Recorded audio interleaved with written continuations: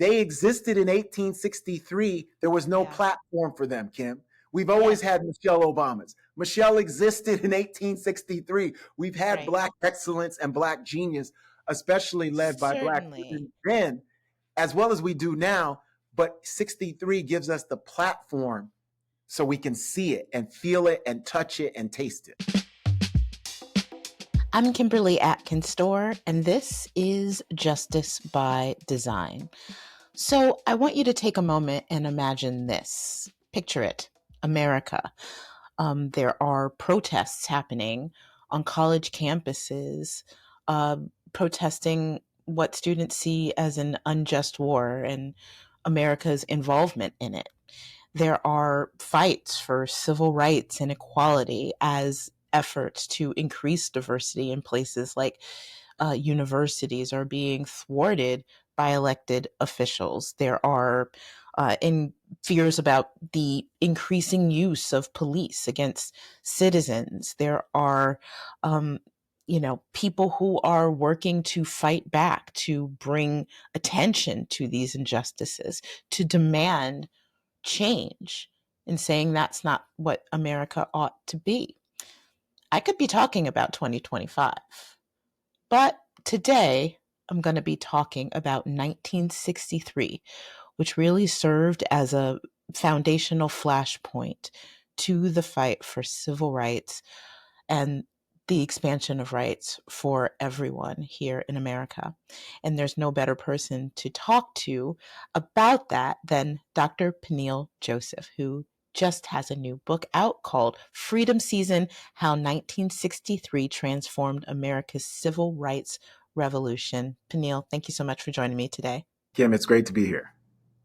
So, why in this book? I mean, I know you are a historian. Actually, before we talk about the book, I almost forgot. I always ask my guests to introduce themselves to our listeners. Just tell us a little bit about who you are and what you do. Hi, my name is Peniel Joseph, and I teach history and public affairs at the University of Texas at Austin. And I'm a native New Yorker. I'm the fortunate son of Haitian immigrants, both of whom passed away, and my mother, Jermaine Joseph, 2 years ago, but who turned me into historian, into a storyteller, into a teacher. And I'm just very privileged to be able to do what I do. Yes. And I'm thankful to her because you are a historian that I've turned to time and time again to help understand what is happening, because we can't understand our present without having a clear view of our past. And on that point, why did you focus on the year 1963 in this book? I mean, I know there's been a lot written about 1965 and the passage of civil rights laws, and 1968, where it seemed to be a real, flashpoint, literally, in our nation. So why 1963? 1963, Kim, just kept coming up in the research that I do. So my last book, The Third Reconstruction, which really was a book that gave me a chance to dive into Black women's history and Black feminism. I'm a student of Sonia Sanchez, and in The Third Reconstruction, I really look at Black women like Ida B. Wells and Angela Davis, Ella Baker, Fannie Lou Hamer, Stacey Abrams, and what they've done through three periods of Reconstruction from 1865 all the way to the present, and how they were at the leading edge of reimagining American democracy and freedom and dignity and citizenship. And 1963 just kept coming up. I've been writing books now for 20 years, very fortunate. And I always thought every time I stumbled into 63, writing about civil rights, Black Power, Stokely Carmichael, Malcolm X, but then also writing about Black women activists from that period in the Third Reconstruction, there was just a lot more to delve into. And I just kept coming up with new things on James Baldwin, on Gloria Richardson, Lorraine Hansberry. And so 12 years ago, I wrote an op-ed for the New York Times called Kennedy's Finest Moment on the President Kennedy's June 11th, 1963 speech. And I thought, wow, I should finally get around to writing something about this year. And that stayed in my mind for over a decade. I wrote the third Reconstruction while I was writing this book because everything happened with George Floyd, Breonna Taylor, all these Yeah. things. And I finally got back around to this book, and being able to write about a whole year let me really, it let it breathe. I could really just sit in this year. And I thought this year was really the most extraordinary year of the 60s. And this is the year that gives us the context for 1968. It gives us the context for things that happen further down the road. But this is the end all be all year. And it's a year of unraveling and a year of coming back together. So it's a year of triumph and miracles, but also tragedies and violence. It's so true. I mean, I just jotted down a short list, and it's very incomplete, of just some of the things that were happening in 1963. You have George Wallace becoming governor of Alabama, and then ultimately standing at the door to block Black students from matriculating in universities. The feminist mystique came out, which really sparked a new wave of feminism. Dr. King wrote a letter from a Birmingham jail, and he also spoke at Washington, giving his infamous speech there. You have Medgar Evers assassinated. It was just so much. The 16th Baptist Church bombing. It was so much happening then, but it was also the 100-year anniversary of the Emancipation Proclamation. Sort of contextualize that moment in our history, and if you could draw some parallels to what you're seeing today.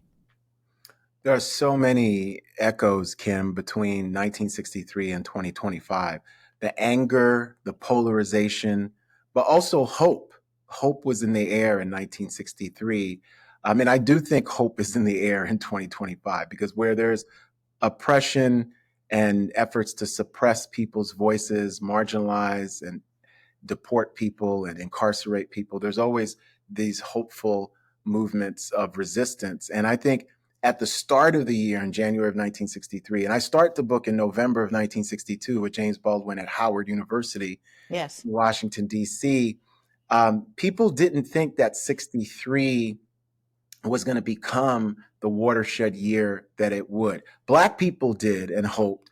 But when we think about the President of the United States, when you think about the George Wallaces, the segregationists, the white supremacists, what you see are people like Gloria Richardson in Cambridge, Maryland, Lorraine Hansberry, William Worthy, the radical journalist, Malcolm X in Rochester, New York, protesting Yeah. against police brutality, Dr. King, who's in Chicago at a religious conference with Jewish leaders and Christians and others trying to push the envelope.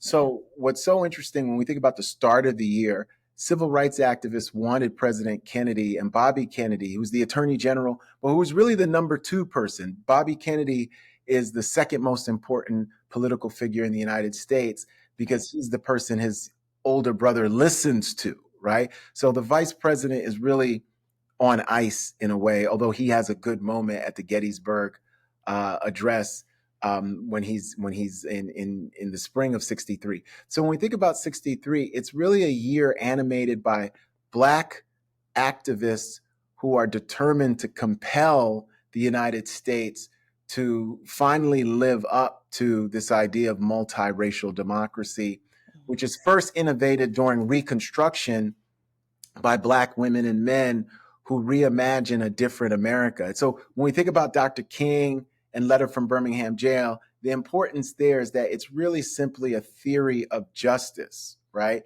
And Gloria Richardson's going to articulate her own theory of justice at Howard University and other places. Malcolm X articulates his own theory of justice with Message to the Grassroots. James Baldwin's theory of justice is in The Fire Next Time, which is first published as Letter from a Region in My Mind, 20,000 word essay. For me, still the best essay on race and democracy ever written, right, in any language. Yes. And so when we think about all these things, they're all congealing, but it's a real struggle, Kim, because you have white supremacists. You have William F. Buckley and National Review, which are here. You've got liberals who are chafing at the movement for Black dignity and citizenship. Norman Podhoretz in 63, a friend of Jimmy Baldwin, but he publishes, you know, My Negro Problem and you know, and in Commentary Magazine, which really blast Baldwin and blast this movement for dignity and citizenship as encroaching too much on the privileges and the prerogatives of white citizenship and white supremacy and white male patriarchy. We've got George Wallace, an almost cartoonish white supremacist.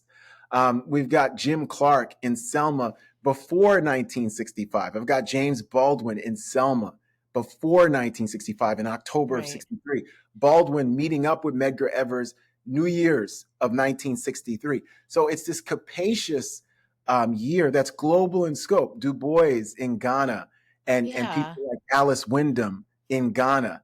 Just but when really you're talking about some of these folks too, there was also an engagement of some sort, right? And I think that's one. I mean, I want to talk about parallels to the present, but that's one, in my view, big difference in the present, because you had William F. Buckley engaging Baldwin in discussions, and later there would be, you know, the famous Baldwin Vidal talks, and you had these exchanges of different ideas within the media, within academia, within the movement even. Mm-hmm. You know, you had differences between a lot of the approaches of Evers or Malcolm X. So how did that impact the moment, Peniel, and how can we learn from that?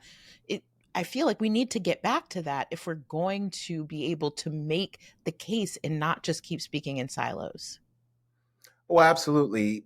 62 years ago, we spoke to each other and debated each other in much more muscular ways, in much more satisfying ways. One thing I will say is that 63 also shows the rise of a very far right wing extremism in the the Bircherites, yes, Young Americans for Freedom, that become mainstream by 2025. I do think, though, there were more efforts at good faith arguments in 63. And by good faith, I mean people who were saying, yes, we believe in democracy, but we have different ways of getting there. I think in 2025, we have a lot of bad faith arguments because we have tens of millions of people who no longer believe in democracy, let alone multiracial democracy, which is different from Herrenvolk democracy or white male democracy, right? Yes. And so I think that the differences between 63 and 2025 are certainly in the presidential administrations. The Kennedy administration, as opposed to the current administration, was ready in certain instances to listen, was ready after being pushed to lead, right? Certainly they falter that year as well. You know, one of the things I show in Freedom Season is that in certain ways, the high point is that magnificent summer of 63, not just the March on Washington, but the spring and summer where we see the Walk for Freedom in Detroit, where we see Gloria Richardson and the Cambridge movement, a Black woman leading a movement to desegregate a city that parallels and is juxtaposed against Birmingham and Fred Shuttlesworth and King and Jackson and Medgar Evers, where she's the single most really important and visible Black woman civil rights leader in 1963, Gloria Richardson. And they're trying to marginalize her and say that she doesn't smile enough. And she's a single Black woman, mother of two, Howard University graduate, hyper eloquent, fiercely militant, but somebody who radiates a dignity and a power and a presence that captivates Malcolm X. Malcolm X leads a standing ovation for Gloria Richardson in Detroit at King Solomon Baptist Church in November of 1963. So that's the year. This is a year of people taking their dignity and their self-determination and their leadership and forcing power brokers, white power brokers who don't want to listen, but shaming them, forcing them, compelling them to say that Black citizenship and dignity is the key. One great anecdote here, Kim, is that when John F. Kennedy on June 11th, 1963, gives his famous civil rights address, there's a point in that speech where he says, "We preach freedom around the world, and he pauses and he says, and we mean it. Mhm. The reason for the pause, the reason for the amplification, and we mean it, is because of Gloria Richardson, is because of Lorraine Hansberry, is because of Yeah. James Baldwin and Martin and Malcolm and Ella Baker, right? It's because they're forcing no less than the president of the United States. There's a famous May 24th meeting with Bobby Kennedy where Kennedy is being talked to, at times berated for 3 hours, led by Lorraine Hansberry, Lena Horne, James Baldwin, Jerome Smith, Harry Belafonte, Kenneth Clark. This is Yes. extraordinary. And this had never Yeah. happened in the history of the Republic before. So it's Right. really a time where words and ideas matter because people are putting them into action. They are. And you're seeing people, whether it's Hollywood or civil rights activists or elected officials or everyday people who are just trying to go to school or to have their rights protected speaking. You had these leaders of the movement. Do we have anything like that today? I mean, a lot of people of color, Black folks are in positions that they probably didn't imagine in that moment that they could be in. We have the highest Democrat in the House is Black. The last Democratic nominee for president was a Black woman. We've had a Black president since then, but none of them sort of campaigned putting that dignity in their blackness forward. In fact, every strategist, everybody was telling them, don't focus too much on race. That's the new approach for our elected leaders, our Black elected leaders. Do we have Who's our Malcolm? Who's our Medgar? Who is our, you know, is our Shirley Chisholm? Who are those leaders of today, and where do we find them? Well, I do think we have Gloria Richardsons and we have the Lorraine Hansberrys and we have these leaders today. One thing I would say, Kim, is that my argument in Freedom Season is that really 1963 ushers in a half century consensus of racial justice that has since been broken. We live in a post Mm, consensus period. And I argue that 63 to 2013, so from the Kennedy speech all the way to Shelby v. Holder decision, mm, it's 50 years of racial justice consensus that is imperfect, that is yeah. radically imperfect. Because alongside of that 50 years, I'll talk about the good, but let me talk about the bad.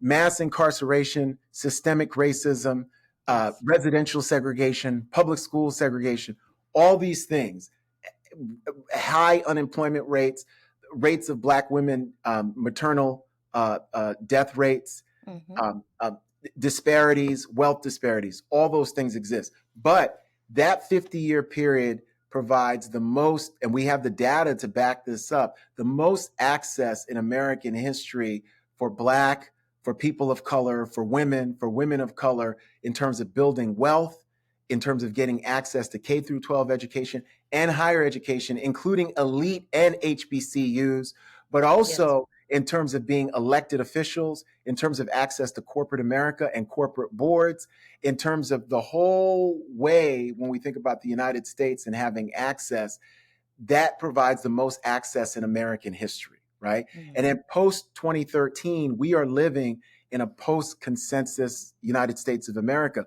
Overt racism brings us back to the pre modern civil rights struggle, the pre World War II, the era of World War I, where Du Bois said, "We return fighting, we return from fighting, we return fighting, we save democracy overseas, and we're going to save it domestically or know the reason why," Du Bois Mm. says, right? And so Yeah. when we think about where we are right now, the reason things seem so bad is that we're in a period where there's a lack of consensus. What's interesting about 63 is that we are able, Black people win the narrative war in terms of American democracy.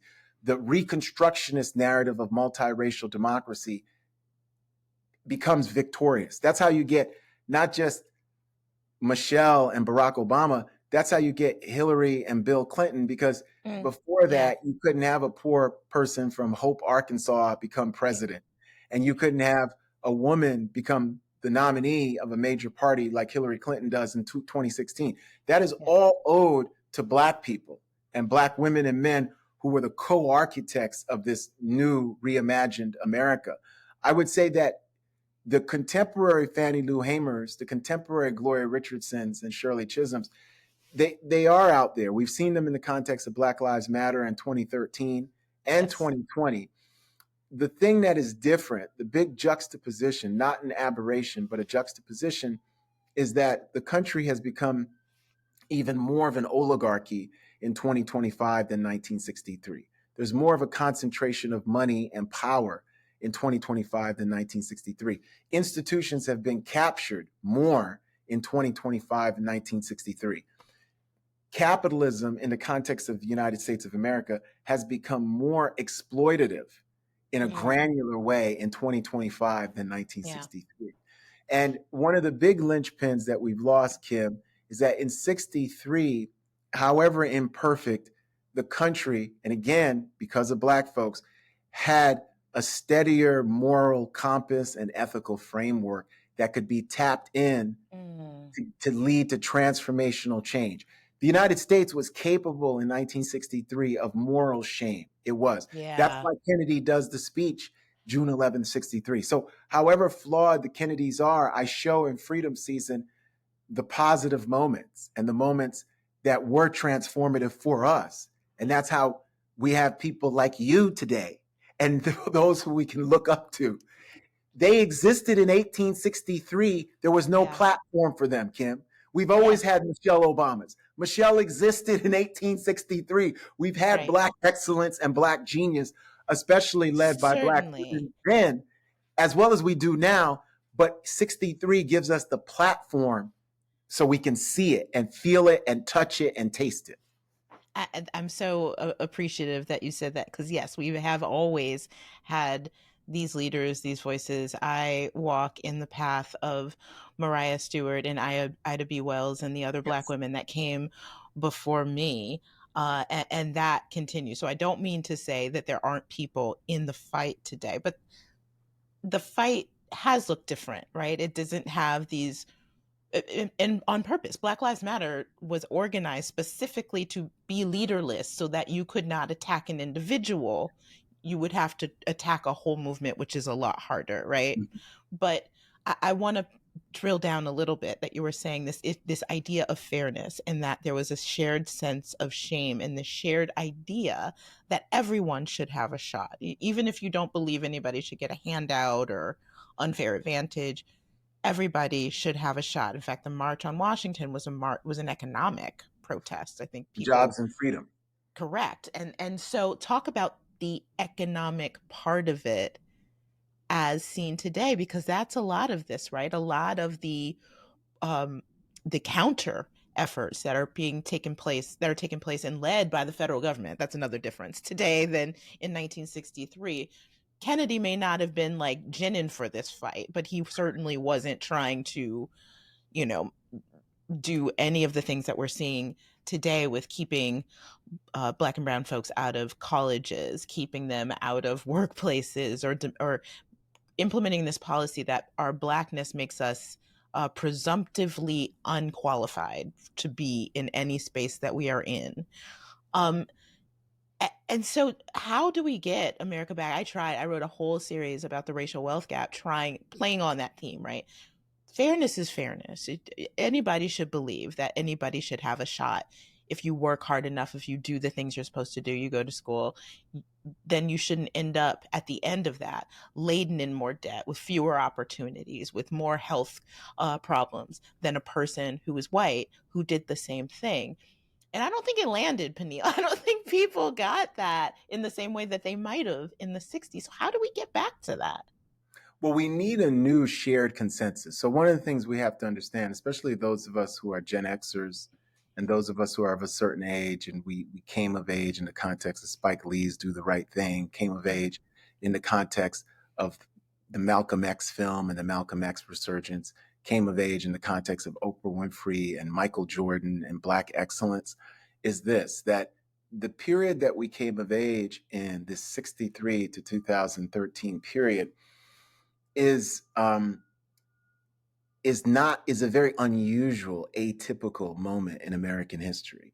That consensus has since been shattered but there, but for the grace of God, go all of us, Mm, back down to the bad old days of segregation, sharecropping, peonage, and convict lease system. Some of us don't get that. The whole entire history of the country, other than that 50 years, was not just anti-affirmative action. You didn't have the muscle to even propose affirmative action. Certainly, there's yeah. Callie House talking about reparations, and Mary Frances Berry has the great book, My Face is Black, My Face is True. But for the most part, the idea of Black dignity and citizenship was off the table, was off the table. So what we do in 63 is really allow it to be institutionalized, where somebody like Michelle and Barack Obama can go to Harvard Law School and graduate and not be harmed, because people died for that.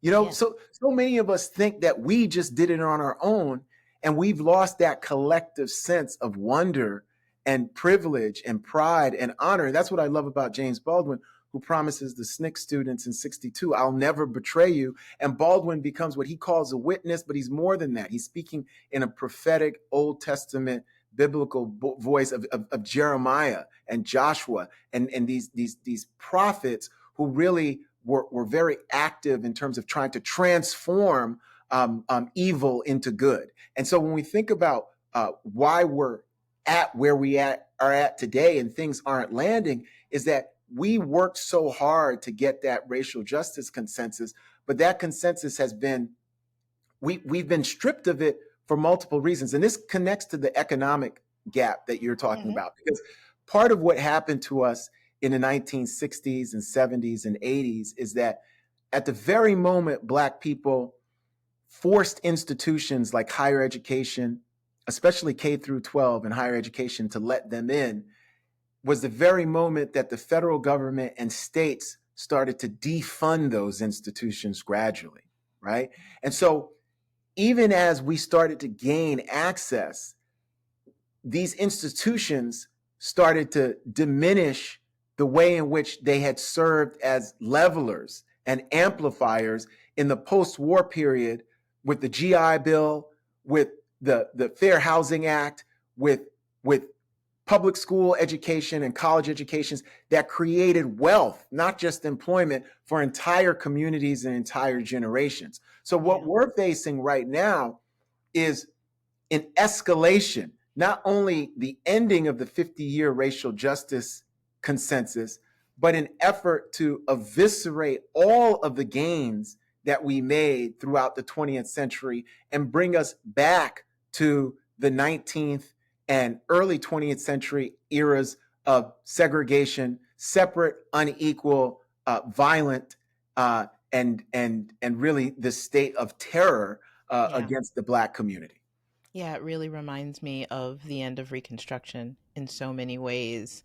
That goes back a little further than 1963, but it really feels like it's an effort to actively erase the gains. I mean, in that time, as you know, there were Black elected officials, there were entire Black communities that were thriving in North Carolina, in Utah, in Georgia, and Florida, and New England, even. And those were swiftly brought to an end and then erased from history, which is why we need historians like you to help us remember our past. Yeah, I try to end in a solutions focused way, and it usually centers on the listeners that we have right now.